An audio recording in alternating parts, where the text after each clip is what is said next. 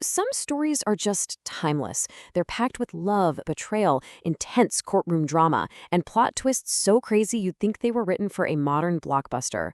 Today, we're diving into one of those stories. It's a remarkable Sanskrit play called The Little Clay Cart, and its story is amazingly just as powerful today as it was 1,500 years ago. So let's get into what makes this ancient story feel so incredibly alive. The lack of money is all evil's root. I mean, come on. That feels like it could have been tweeted out yesterday, right? It just speaks so directly to all our modern anxieties about money and status and just trying to get by. But here's the kicker. That line wasn't written last week. It was written over a millennium and a half ago. It's from this ancient Sanskrit play, and it just goes to show you that some human truths, well, they never really change. So what makes The Little Clay Cart such a masterpiece? Well, in the world of classical Indian drama, it's a total game changer. It completely breaks the mold precisely because it dares to be so real. See, most Sanskrit dramas at the time, they drew their plots from well-known myths, big stories about gods and epic heroes. But this play is something different. It's a prakarana, which is basically a drama of invention. This gave the author total freedom to write about the world he actually saw, filling the stage with characters who were vivid, realistic, and often full of rascals. It's a story about everyday people, and back then, that was revolutionary. And at the heart of this drama, we've got three absolutely unforgettable characters. First, there's Charudatta.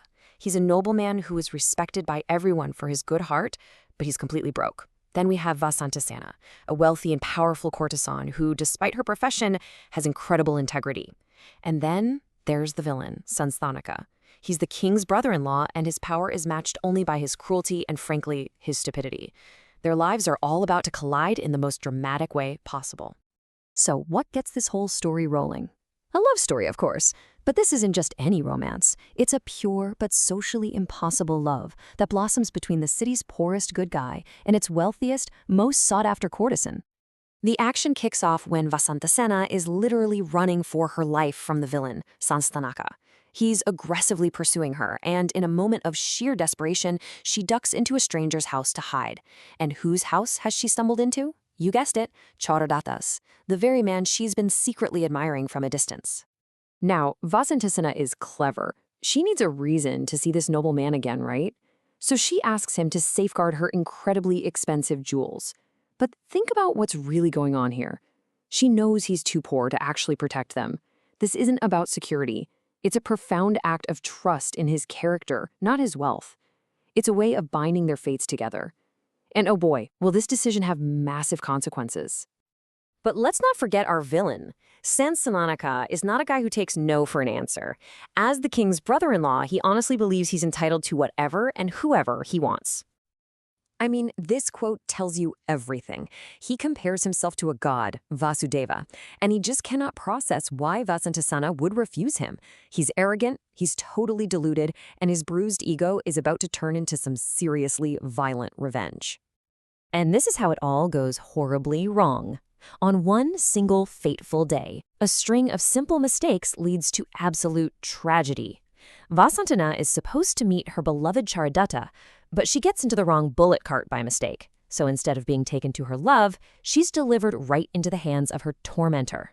When Sanstanaka finds her and she rejects him one last time, his rage just boils over.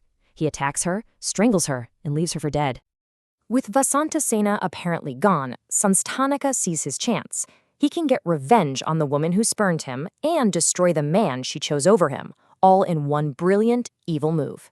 Charudatta, who is already at rock bottom, is about to be framed for murder. So, how do you do it? How do you frame a man that everyone in the city knows and respects? How do you convince an entire court that he's a cold-blooded killer? Well, Santanataka's plan is as devious as it is effective. In court, Sanstanaka just weaves this incredible web of lies.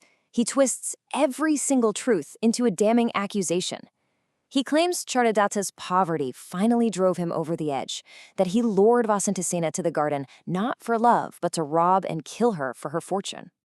And then comes the masterstroke, the final nail in the coffin. Sanstanaka produces the very same jewels that Vasantasena had entrusted to Charudatta. Remember, they'd been stolen from Charudatta's house earlier in the play, Now, they reappear in the courtroom as the supposed motive for murder. It is a stunning and completely fake piece of evidence. And for the court, all the pieces seem to fit perfectly. A poor man, a wealthy victim, and her jewels. The circumstantial evidence is just too strong to ignore. The good, gentle Charudatta is found guilty of murder. The sentence is death, and it really seems like all hope is lost. But just when things look their absolute darkest, the little clay cart delivers one of the most stunning, most satisfying reversals in the entire history of theater. I'm not kidding. This is where the story becomes truly legendary. At the last possible second, literally as Charudatta is being led to his execution, everything changes in this crazy rapid-fire sequence of events. First, bam, Vasanta Sena herself appears. She's alive. Turns out a Buddhist monk found her and revived her. Then, Sanstanaga's own servant, totally racked of guilt, confesses everything. And as if that's not enough, a political revolution sweeps the city, and a new, just king, a guy Charudatta once helped, takes the throne. In an instant, Charudatta is saved, his name is cleared, and his fortune is restored. And now for the ultimate test of Charudatta's character. The villain Sanstanaka is dragged before him, and Charudatta is given the power to decide his fate. But instead of revenge, he chooses mercy. He delivers the play's most profound line: "Be cruelty with kindness paid." He pardons the man who tried to destroy him.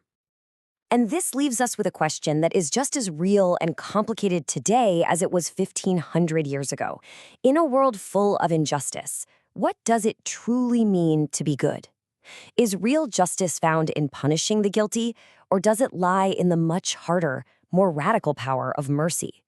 It's a question this ancient masterpiece leaves for all of us to answer.